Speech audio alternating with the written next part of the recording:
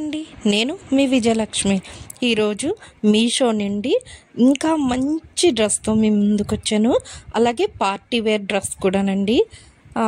Maroon colour వచ్చింది. చాలా dress అంటే చాలా బాగుంది. మొన్న షార్ట్ పెట్టాను కదా, ఇప్పుడు ఫుల్ వీడియో చేద్దామని చేస్తున్నాను. టాప్ టు బాటమ్ 3 పీసెస్ వచ్చాయి.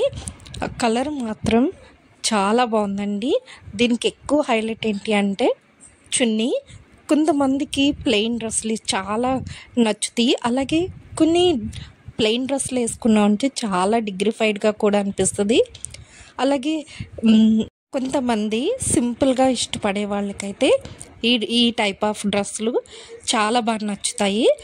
మీకు ఎవరికైనా నచ్చినట్టయితే కామెంట్ చేయండి, నేను కామెంట్స్లో పెడతాను.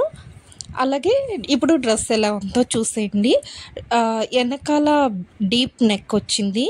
అలాగే స్ట్రైట్ కట్ ప్యాంట్ వచ్చింది.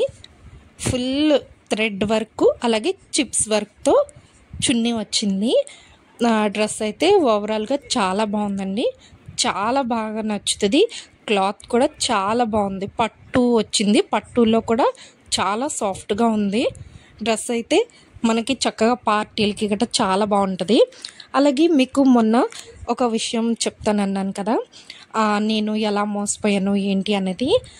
మిగిలిన విషయం మీకు చెప్తాను. ఏదైనా సరే మీకు చెప్తేనే నాకు చాలా ఆనందంగా ఉంటుంది. ఎందుకంటే నాలాగా ఇంకెవ్వరూ బాధపడకూడదని నేను ఈ విషయం చెప్తున్నాను. అలాగే నేను యూట్యూబ్ కష్టపడి చేసే పనిలో భాగంగా మళ్ళీ ఇలా చేశాను. ఏంటి అంటే నాకు స్కిల్ అది నేర్చుకోవడం, ఎలా పెట్టాలి ఏంటి అన్నీ నేర్చుకోవాలని ఒక ఇదిగా ఉన్నాను. ఇందుకు నేను మనీ ఎలా కట్టాను ఏంటి అన్నది కూడా నెక్స్ట్ వీడియోలో మీకు చెప్తాను. అయితే నేను ఎలా మోసపోయాను అనేది మీకు చెప్తాను.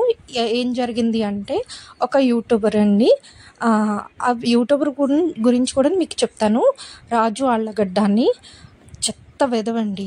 పాపం నేనే కాదు, చాలామంది ఆడవాళ్ళు, చాలామంది అంటే చాలా పేదవాళ్ళు కూడా ఏదో రకంగా అంటే ఈ మనీ పెడితే మనం లైఫ్లో సెటిల్ అవుతామంటే ఎవరికైనా ఆశ కలుగుతుంది కదా, ఆ ఉద్దేశంతో అందులోకి ఆడవాళ్ళు 5,000 అంటే చాలా పెద్ద అమౌంట్.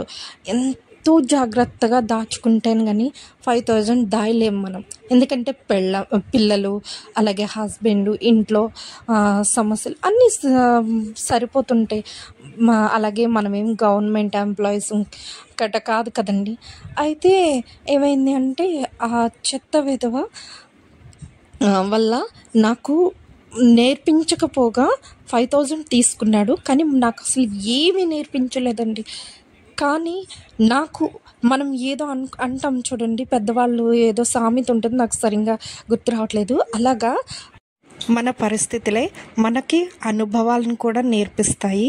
అలాగే ఎలా బ్రతకాలో, ఎవరిని నమ్మాలో నమ్మకూడదో కూడా నేర్పిస్తాయండి. మిగతా